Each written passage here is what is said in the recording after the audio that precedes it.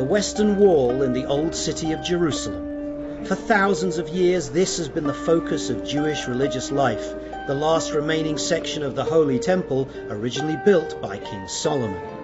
And at the heart of the ancient service in the temple were the priests, the tribe of Levi who played the music, and the Kohanim, the descendants of Aaron who performed the priestly duties. Today the Kohanim can be found delivering the priestly blessing during prayers, a haunting remnant of the age-old ritual. Talking about 3,000 years from the time of Rabbi Yaakov Kleiman, director of the Center for Kohanim in Jerusalem, has brought together the first Cohen-Levi conference to discuss the relevance of the priesthood today and their possible role in the future of the Jewish people. we look at the Kohanim, we look at the tribe of Levi, it's the tribe that didn't get lost. We maintained our identity and our uniqueness throughout history. But who is a Cohen?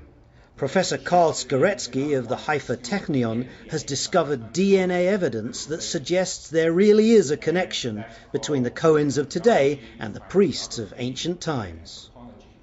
Individuals who share, that is, individuals who share the tradition of being members of the Jewish priestly group, called the Kohanim as we know, seem to have a statistically higher likelihood of sharing markers, specifically markers that mark male ancestry. And they seem to share a common male ancestor dating back to the temple period or the biblical period. There's a tradition, there's an oral tradition of a male patrilineal dynasty beginning with Aaron HaKohen, going forward, and therefore it's really analogous. We'd expect the Y chromosomes to be alike. I think that DNA research and genetics research basically gives us a picture that indeed there is a male dynasty that goes back in tradition that will be renewed, and exactly how is something that I think is difficult to predict, something that will come with the building of the Third Temple. For Ira Kaplan, a musician from Los Angeles, being a Jewish priest means more than just delivering a blessing on the festivals. When I stand there with the other Kohanim to give the priestly blessing, it is an extraordinary experience. It is an experience of love, it's an experience of joy. Above all else, it's an experience of unmistakable holiness.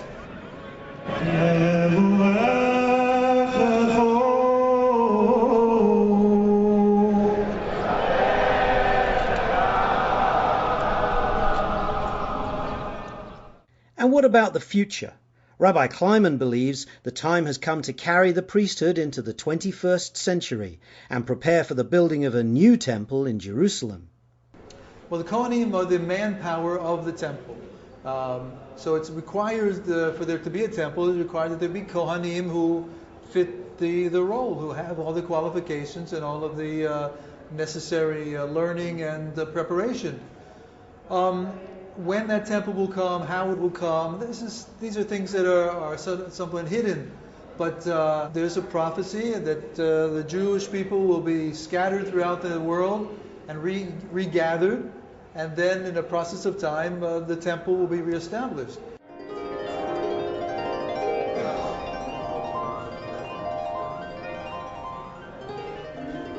Micha Harari is already building the musical instruments which he hopes one day to see being played in the Third Temple.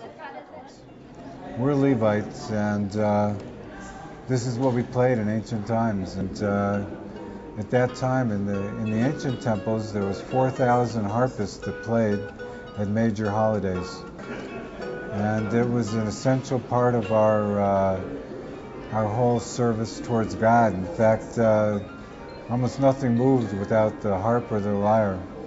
Well, we're preparing for the real temple, the one that will last forever.